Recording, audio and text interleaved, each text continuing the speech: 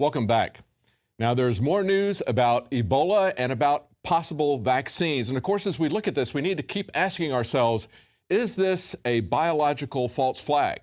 Is it a naturally occurring catastrophe that is being used by the government in a sinister way to increase power over our lives? Or is this maybe something that is going to be used to fatten the profits of pharmaceutical companies?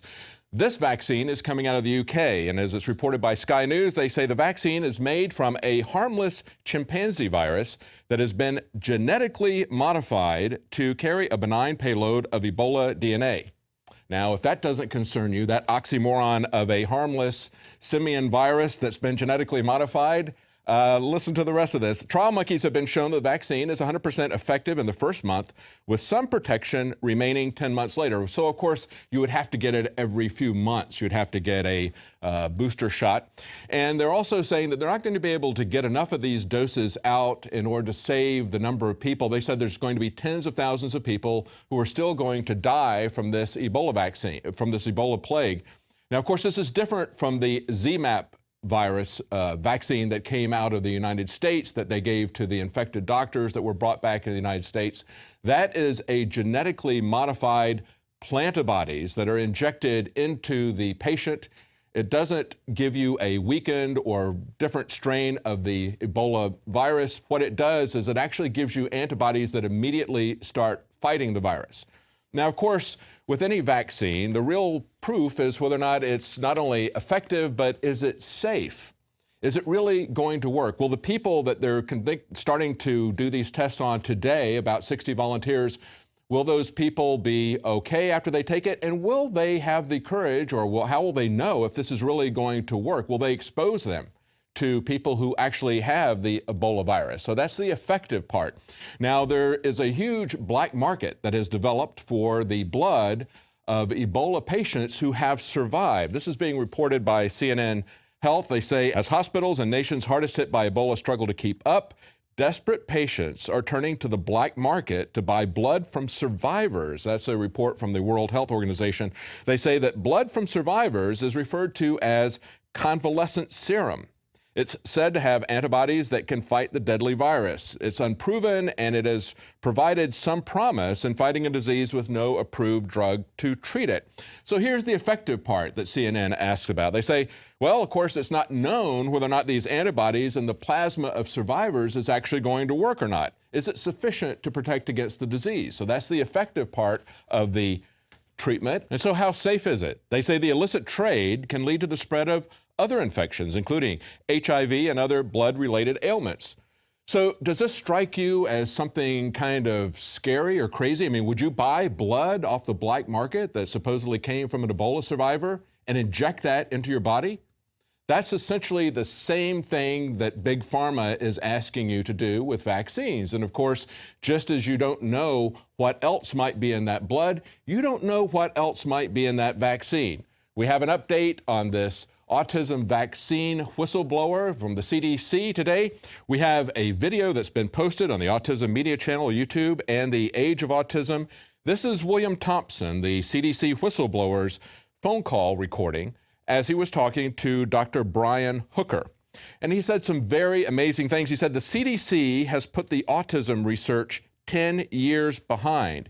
He also says, I have a boss who is asking me to lie. Now, of course, that boss is the head of the CDC's vaccine safety. And he was one of the persons on the study that was essentially they covered up the data, they lied about it for 10 years, they hid that from people for 10 years. Finally, as he's talking to Dr. Hooker, he says, I can no longer lie.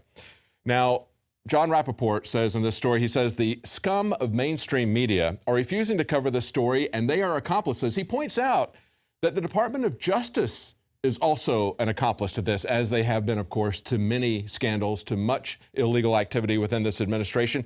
John Rappaport writes that the Department of Justice, who surely know about Thompson, are refusing to investigate, arrest, and prosecute CDC bosses and researchers. Therefore, they too are accomplices to a great ongoing crime.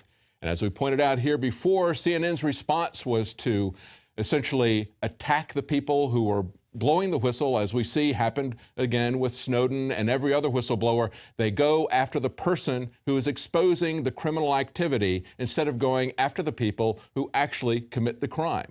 And of course, they say, we have many studies that show that there is no connection between autism and vaccines. In other words, this one is an outlier. Is it really an outlier? If they lied about this study, if they covered it up for 10 years, can we trust the other stories? Well, the question is, can you even trust what's in your toothpaste? We have a story coming out of Phoenix. We have a dental hygienist there who noticed some unusual things in people's teeth. They say a dental discovery may prompt you to change your toothpaste. They had a dental hygienist who noticed that many of the people that she was treating had some little blue dots that were trapped in the tiny spaces between people's teeth and gums. She said she'd see 5 or 6 patients a week. She said she talked to other dental hygienists. They were seeing the same sort of thing. It took them a while, but they finally figured out that it was polyethylene, a plastic that is used in all kinds of things like garbage containers, grocery bags, bulletproof vests, even knee replacements. Now they put it in your toothpaste. They say pretty much everyone that they talked to that had these blue dots were using some form of Crest toothpaste. So they put this out on social media, and now Crest has gotten the message. They say that the majority of their toothpaste is going to be free from these blue microbeads within 6 months. Very similar to what happened with Subway and the substance that they were putting in their bread, which is also in rubber mats. So we see this type of thing coming. Now, it actually does have a harmful effect, a potential harmful effect for you. A dentist, Justin Phillips, said that they trap bacteria in the gums, which leads to gingivitis. And over time, that infection moves from the gum into the bone that holds your teeth, and that becomes periodontal disease. So there are real consequences to this. And just like our toothpaste, just like our bread, we don't always know what's in our vaccines or the black market blood that you pick up to protect you from Ebola.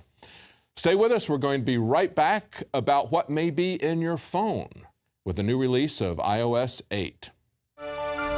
Celebrate the spirit of freedom and liberty upon which our nation was founded at InfoWarsShop.com. Molon Lave is ancient Greek for come and take it. This popular design combines both classic Greek Spartan imagery with modern M16 assault rifles. Now available in women's tees and proudly made in the USA. Celebrate the spirit of 1776 with the George Washington brass belt buckle or this incredibly sharp-looking 1776 hat. Badass. And be sure to check out the new arrivals at InfoWars Life, where you can prepare your body to perform at peak levels with Survival Shield Nascent Iodine, Super Male Vitality, and Fluoride Shield. And wake up, America. Immune Support Blend is the healthy choice for the gourmet coffee lover. So get incredibly high-quality, freedom-based products and help fund the revolution at InfoWarsShop.com.